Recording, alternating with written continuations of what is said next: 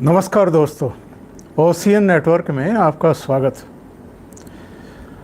एक बहुत पुराना गाना है, ये कहाँ आ गए हम यूं ही साथ साथ चलते।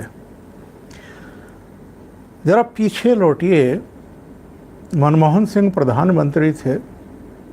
वैसे तो उस समय अमेरिका के दौरे पर थे, लेकिन अमेरिका के दौरे पर जाने से पहले उनकी कैबिनेट ने एक अध्यादेश पारित किया था और उस अध्यादेश में सुप्रीम कोर्ट का जो एक फैसला आया था कि अगर किसी को 2 साल की सज़ा हो जाती है तो तत्काल उसकी संसद सदस्यता या विधानसभा की सदस्यता चली जाएगी। उसको उससे बचने के लिए मनमोहन सरकार एक अध्यादेश लेकर के आई थी और वो पारित भी कर दिया था। और तब ये माना गया कि लालू यादव को बचाने के लिए ये सब किया गया है। और उसके बाद एक घटना और हुई थी। प्रेस क्लब ऑफ इंडिया में अजय माकन प्रेस कॉन्फ्रेंस कर रहे थे। वहाँ उन पर सवालों की बौछार की जा रही थी। उनसे पूछा जा रहा था कि मनमोहन सिंह सरकार ने ये अध्यादेश पारित क्यों किया है, लालू प्रसाद यादव को बचाने के लिए ये सब किया गया है। अजय माकन इस पर सफाई दे रहे थे, अध्यादेश के पक्ष में बोल रहे थे। और तभी पता चला कि राहुल गांधी भी प्रेस क्लब पहुंच रहे हैं। राहुल गांधी प्रेस क्लब पहुंच गए। वही सवाल राहुल गांधी से पूछा गया और राहुल गांधी ने जो कुछ अजय माकन ने अध्यादेश के पक्ष में बातें कही थी उसको ठीक उलट बातें करनी शुरू कर दी। और उन्होंने कहा कि मैं ऐसे अध्यादेश को फाड़ करके रद्दी की टोकरी में फेंक देता हूँ।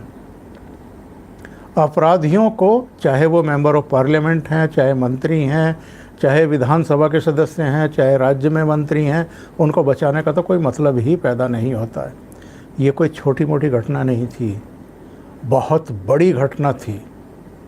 डॉक्टर मनमोहन सिंह के प्रधानमंत्रित्व में कैबिनेट की बैठक ने वो अध्यादेश पारित किया था और कांग्रेस के उपाध्यक्ष ने उसको फाड़ दिया था, महासचिव ने फाड़ दिया था, रद्दी की टोकरी में डालने लायक बताया था।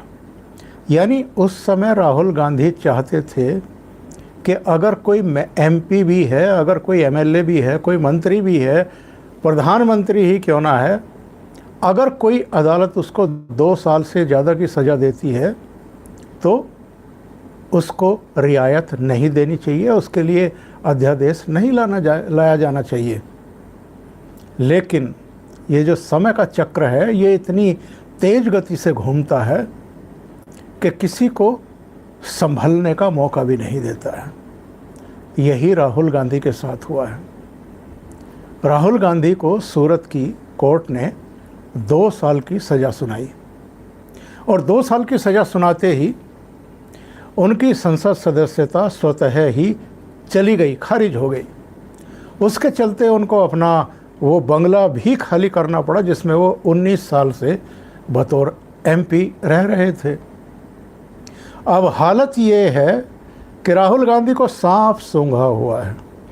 वैसे तो बहुत बहादुर बनते हैं, बाहें चढ़ाते हैं, कहते हैं कि संसद सदस्य नहीं रहा तो मेरी सेहत पर कोई ज़्यादा फ़र्क नहीं पड़ता है, बंगला नहीं रहा तो कोई बात नहीं, मम्मी के बंगले में जाकर के रह लूँगा।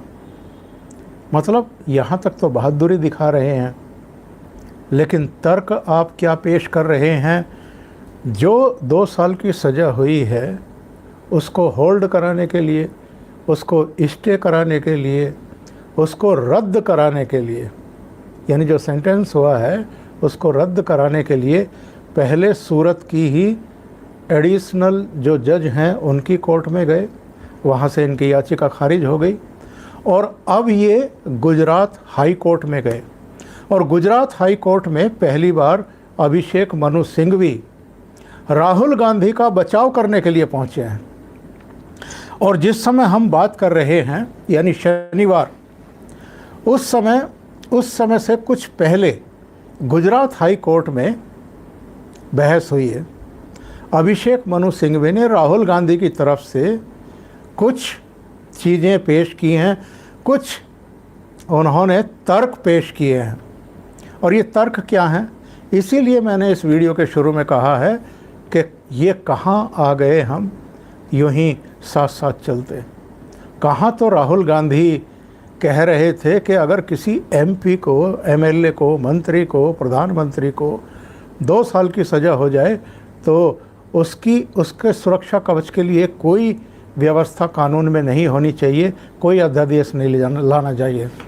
लेकिन अब क्या हो रहा है, राहुल गांधी गुजरात हाई कोर्ट क्यों गए? और गुजरात हाई कोर्ट से भी अगर इनको राहत नहीं मिली तो फिर सुप्रीम कोर्ट जाने की तैयारी कांग्रेस पार्टी कर रही है। वहाँ भी इनको क्यों जाना चाहिए? अगर आपको सज़ा हुई है तो आप सीधे 2 साल की सज़ा भुगतिए और उसके बाद 6 साल तक आप चूँकि चुनाव नहीं लड़ सकते हैं तो वो सज़ा भी भुगतिए। यानी 8 साल आप सक्रिय और चुनावी राजनीति से एक तरीके से दूर हो जाएंगे। लेकिन अभिषेक मनु सिंह भी क्या कह रहे हैं हाई कोर्ट में, ज़रा ध्यान से सुनिएगा। वो कह रहे हैं कि राहुल गांधी ने कोई हत्या नहीं की है और जिस अपराध में उनको 2 साल की सज़ा हुई है ये कोई इतना बड़ा अपराध भी नहीं है। ये इनके वकील कह रहे हैं गुजरात हाई कोर्ट में। यानी किसी की मानहानि कर देना ये तो कोई अपराध ही नहीं है। इनकी नज़र में राहुल गांधी अगर सारे मोदी चोर बताएं, अगर अडानी को, अंबानी को गालियां दें, रोज़ प्रधानमंत्री नरेंद्र मोदी को भी गालियां दें, उनको चौकीदार चोर है कह कर के अपमानित करने की कोशिश करें, तो जो कांग्रेस के वकील हैं उनकी नज़र में तो ये कोई अपराध ही नहीं है। यानी राहुल गांधी को और इस परिवार को इम्यूनिटी मिली हुई है क्या? ये कानून से, संविधान से, अदालतों से, जो हमारे यहाँ की न्याय व्यवस्था है उससे ऊपर हैं क्या? और अगर ये भी भारत के अन्य नागरिकों की तरह है तो जैसे अन्य नागरिकों को कानून तोड़ने पर गिरफ्तार किया जाता है, सज़ा होती है, जेल भुगतनी पड़ती है, वैसे ही इनको क्यों नहीं जेल होनी चाहिए? क्या ये महामानव हैं, सुपरमैन हैं? इनको छूट दी जानी चाहिए कि आप जिसको चाहे उसको गाली दें, जिसको चाहे आप अपमानित करें। तो अभिषेक मनु सिंघवी ने कहा कि 8 साल राहुल गांधी को सक्रिय चुनावी राजनीति से ये सज़ा महरूम कर देगी, दूर कर देगी। और ये बहुत क्रूर बात होगी। मतलब ये इतना बड़ा अपराध नहीं है कि राहुल गांधी को 8 साल सक्रिय चुनावी राजनीति से दूर कर दिया जाए। उन्होंने कोई हत्या थोड़ा की है कि आप 8 साल उनको चुनावी राजनीति से दूर कर दें। तो एक तरफ तो राहुल गांधी ये शो करने की कोशिश करते हैं और उनकी बहन प्रियंका गांधी वाड्रा भी, मेरा भाई तो बड़ा बहादुर है, मेरा भाई तो किसी से माफ़ी नहीं मांगता है। और इन्होंने भी पिछले दिनों कैमरे पर कहा कि मैं सावरकर नहीं हूँ, माफ़ी नहीं मांगूंगा, मैं गांधी हूँ और गांधी किसी से माफ़ी नहीं मांगते हैं। तो आप माफ़ी भी नहीं मांगेंगे, आप सज़ा भी कबूल नहीं करेंगे एक तरीके से, क्योंकि अगर कबूल करते आप तो आप जेल जाते, 2 साल की सज़ा भुगतते, फिर बाहर आते। आप तो पहले सूरत की ही अतिरिक्त ज़िला जज के यहाँ अपील कर रहे हैं, वहाँ से जब खारिज हो गई तो आप गुजरात हाई कोर्ट आ गए।